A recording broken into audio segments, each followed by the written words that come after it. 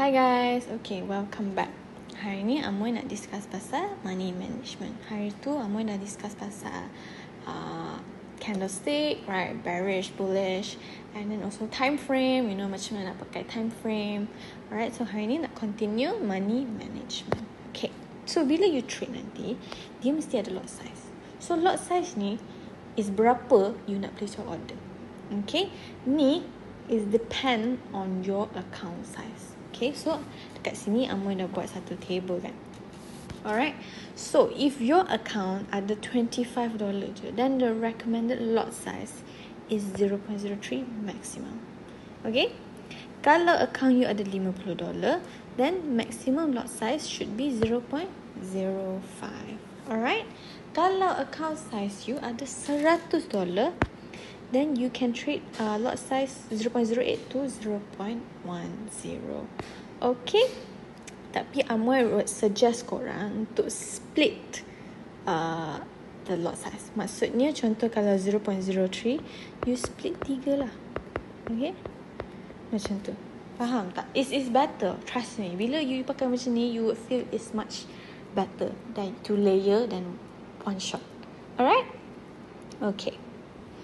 Of course, if let's say you have more money in your account, you boleh main lagi besar lot. Kalau you ada $300 ke, you nak main 0.15 ke atas, it's up to you. Tapi you kena ingat, lagi besar lot you main, lagi besar risk tu.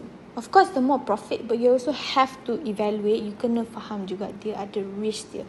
Risk dia pun besar. Besar lot, besar risk. Of course, sama juga besar profit. Alright? Ikutlah. Tapi kalau account you is this size, please try to follow this lot size. Really. Okay? You tak nak MC kan account you. Okay? Okay. Now, the next one Amoy nak cakap, macam mana you nak grow $25 to $100 with money management plan. Alright? In 1 week. Okay? So, setiap minggu, okay, setiap hari, you kena ada 2 setup. Okay? Minimum 2 setup a day. Okay? Each setup, at least 40 pips. Okay? At least 40 pips. And then, you punya SL, 20 pips. Okay? For $25 punya account, okay? At least 2 setup. So, 10 setup satu minggu. Okay?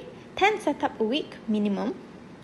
Each setup untuk profit 40 pips, SL 20 pips. Okay?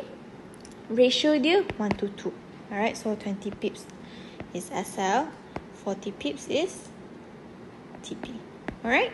Okay. So now Amoy bagi example. Tu macam mana kira example lah. Kita ambil 10 setup a week.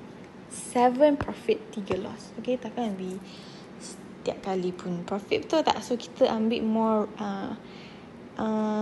reasonable, 7 profit, 3 loss. Alright, so kalau you profit 7 kali, okay, 3 lot, 40 tips, $12 per setup. So satu setup you akan menang $12 if you follow, right? Okay, so $12 times 7 setup, this one, you akan dapat $84. Alright, this is your profit. Kita fikir 7 setup dapat $84 profit. Okay, kita kira loss pula. Contohlah you lost 3 kali. Okay, you lost 20 pips kan each time. So $6.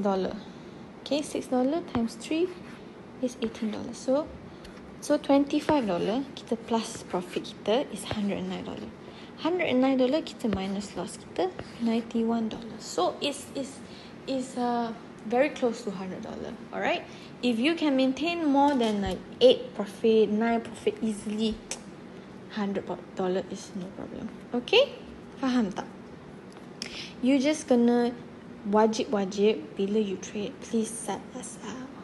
Okay, please set SL. SL itu sangat-sangat penting.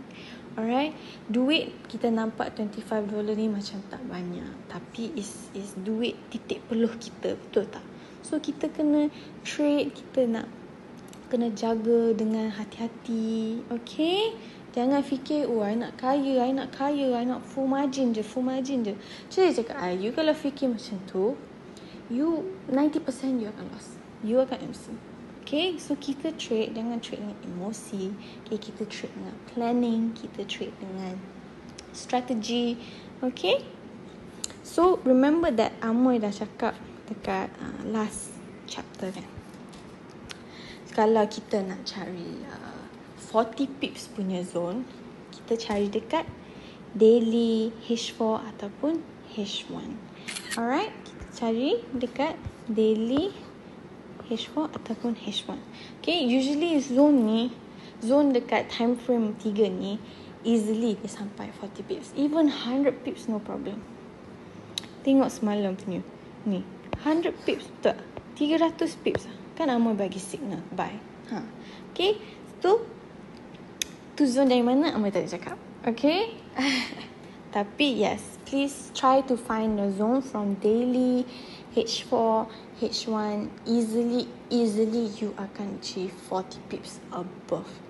Okay, carilah SNR ke, S&D ke, breakout ke, ikutlah korang punya trading technique apa. Macam Amoy suka cari SNR. Kalau you boleh cari SNR yang valid dalam H4, H1 ataupun daily, easily 100 pips, tak ada masalah. Really.